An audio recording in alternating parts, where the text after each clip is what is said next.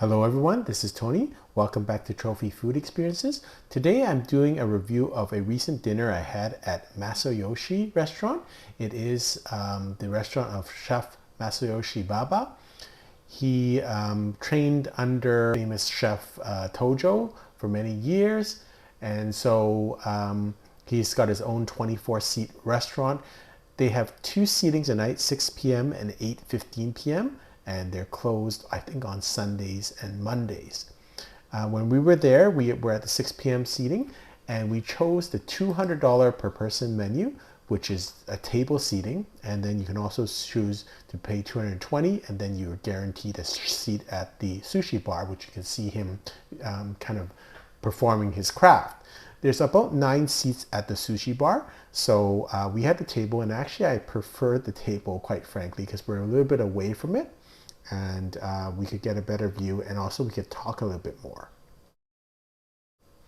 When you get inside, it is a very minimalist design. There's 9 seats at the sushi bar, and there's some tables, but they weren't full, so there's a rotation of tables. We were the only actual table that wasn't a sushi bar, but again, as I said, I preferred that.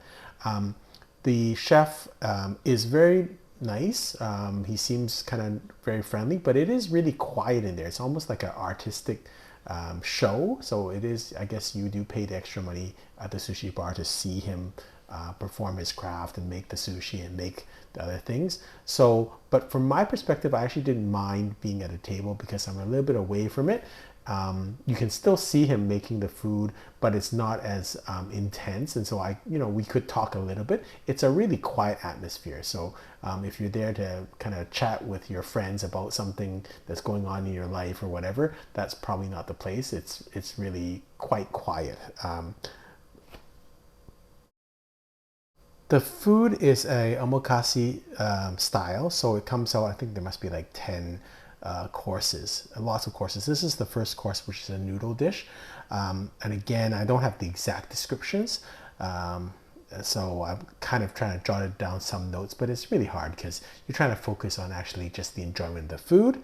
But this was the starter, kind of like a jellyfish type substance, so it was okay.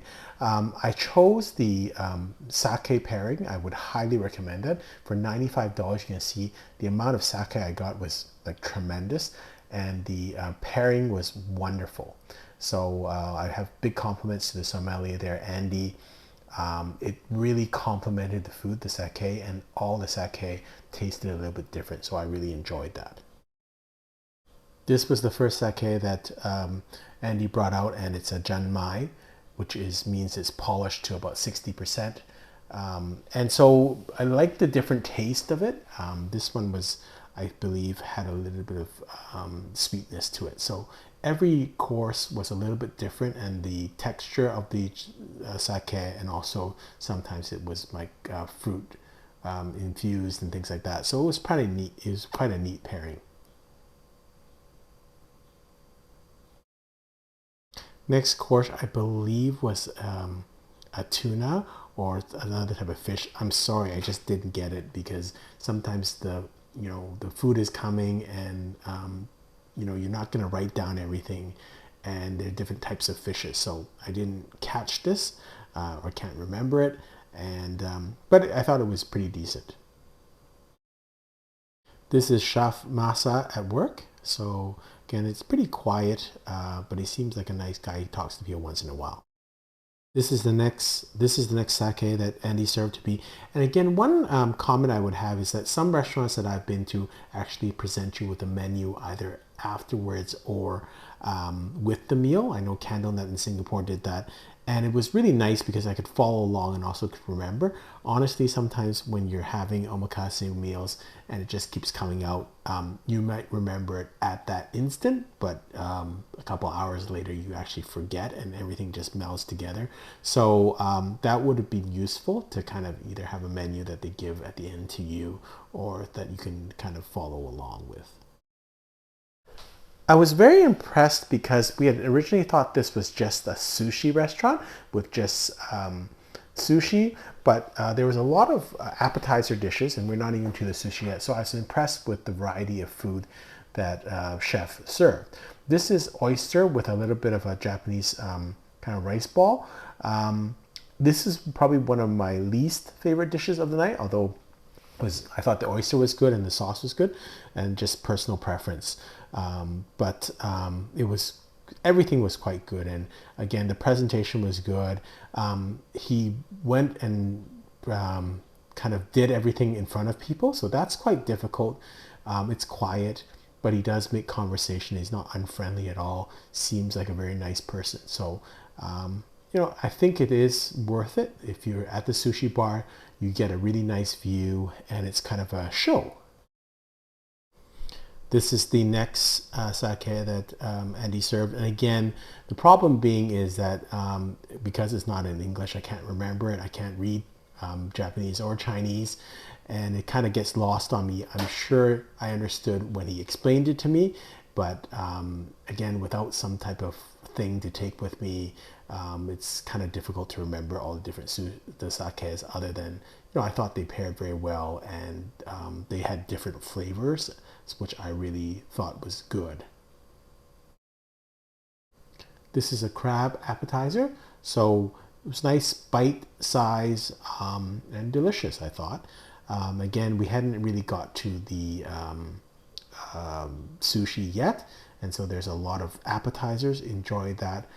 Service is good. I would say it's minimalist, but I think still attentive.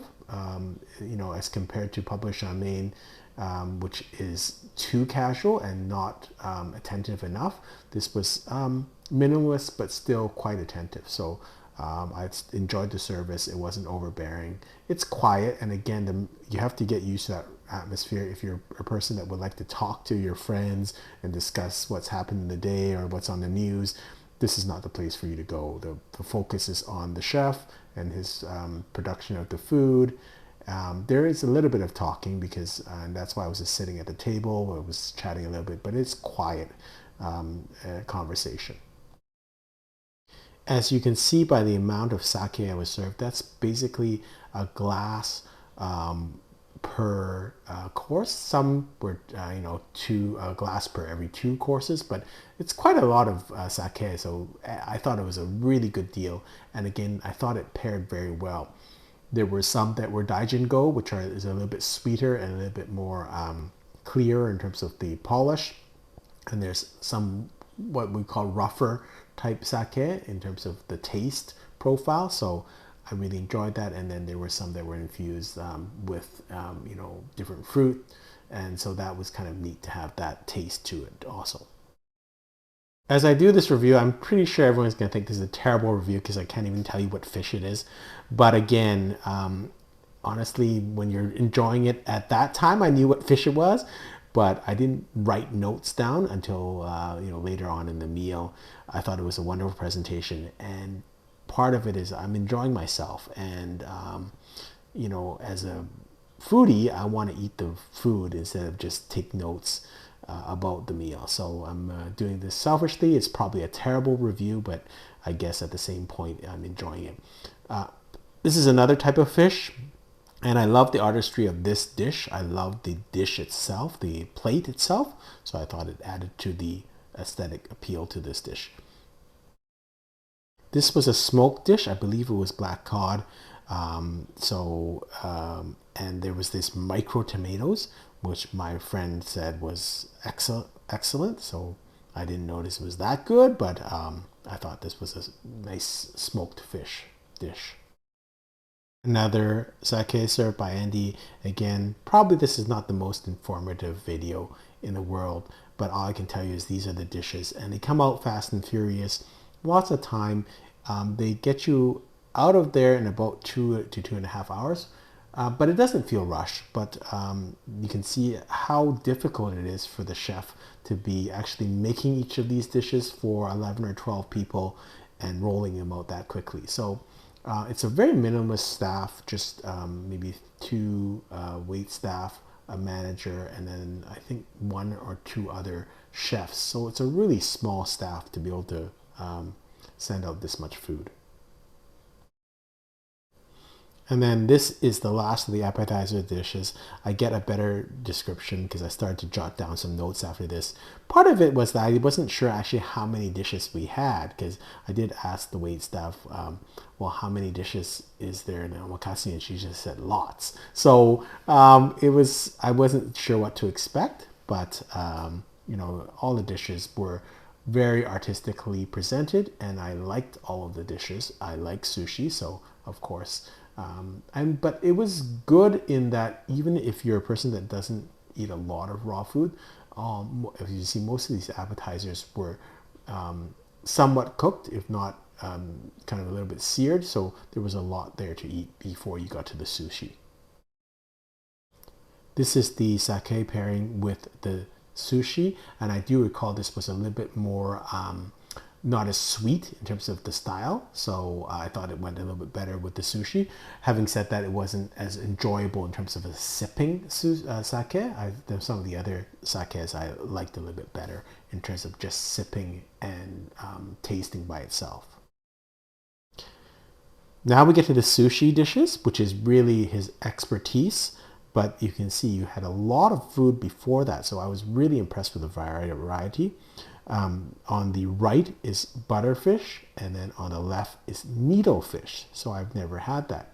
You'll notice his rice is a little bit darker than normal, and I guess it's because chef uses a darker vinegar, and he believes that that's better with his sushi. Unusual. I thought it, still tasted quite good, so it wasn't different in that sense. But it was notable that it was a different color. That's all. But again, the sushi was delicious. And there's another sake, and you can look at the variety. I mean, it's just a wonderful tasting of the styles. Unfortunately, didn't get all the names and things like that, but it was just I thought a well paired meal and a great use of the sake. Now, most of these sakes I don't believe is on their actual list, so this is a better deal to kind of get a variety of sakes.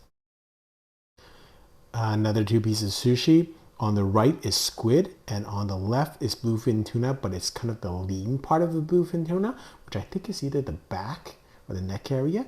So, and you'll compare and contrast to the next one. Again, I love the innovativeness in terms of the different variety. It wasn't kind of your normal standard sushi, because that can be really good, but I just thought the innovation was quite good here.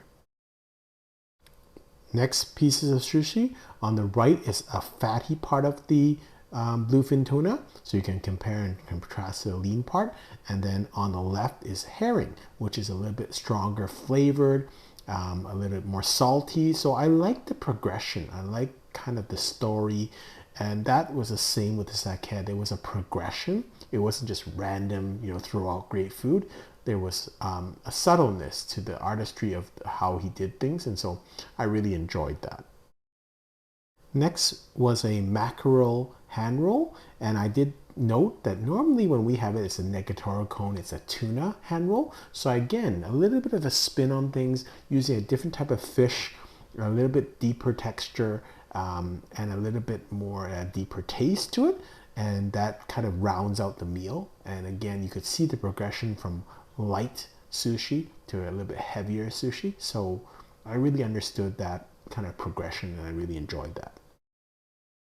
Next is the scallop sushi, and it's nice and clean and fresh. So it's kind of like a palate cleanser for after you've had so much heavier type sushi. So I really enjoyed that. It's almost like in place of a kind of a palate cleanser for you. This was a sake that was produced specifically for this restaurant. It's a Daijin Go, which is a highly polished, I think up 50% polished sake. So I thought this was kind of neat that they have their own brand. And so I thought, again, it paired very well with the sushi. Next was the octopus, which has been massaged, I think, for 30 minutes. So nice and soft. It was warm, and now we're getting to the end of the dishes. I will mention that they also have an option for you can put some Northern Divine caviar for $60 for a tin on some of the sushi. So we chose that option. It did add to the sushi taste, and they also told us which kind of sushi would pair well with the caviar. So that was kind of a nice touch. It's a kind of a luxury. It's not needed. There's plenty of food, and the sushi itself is very tasty without the caviar. Miso soup, and again, this was still a little bit different. It almost had a fish soup taste to it, rather than the normal miso soup that you get at traditional restaurants. Is a little bit more dilute, so this was much more concentrated and almost tasted like fish soup. There's the uni dish, and we did put some caviar on this. I will mention that all of this was already kind of flavored. So you know how normally in restaurants, Japanese restaurants, you'll have a plate of soy sauce and some wasabi. No need for that here. It's already been flavored and for you, so you just eat the sushi as is. And the sake continues. So the $95 pairing, I think it's a spectacular deal. There was one sake which was really quite sweet and nice. It was a plum sake, and I can't recall which one it was paired with, but it paired very well with the dish, and it was delicious. And the last two pieces is on the right is a black throat sea perch, and then tamago. I've never heard of a black throat sea perch, but it was quite nice in texture. And then the tamago is not the regular tamago that you see in most restaurants. So you can see this is almost like a cake, like a chiffon cake, which is the way it should be made. Delicious. So I thought it was a great ending to the meal. But there's more, and there's more sake. So again, a pairing with the last course, which is the actual dessert course. This is the dessert course. Apples with a little ice cream on top, an apple crisp, and an apple shaving. All in all, wonderful meal. I think it's 1-star Michelin in my mind. The chef is very friendly. It is kind of a show, so I guess I've given you the advantages and disadvantages of sitting at the sushi bar or at a table, but both are good. I enjoyed the experience at the table just as much as I'm sure the people at the sushi bar. I'm really critical of restaurants, particularly in Vancouver and a Michelin star. I really like this restaurant. It was a good meal, innovative. The sake pairing was good. Yeah, I really enjoy this. So I am going to give this a highly recommend. And I think it does deserve its Michelin star. Until next time, happy eating.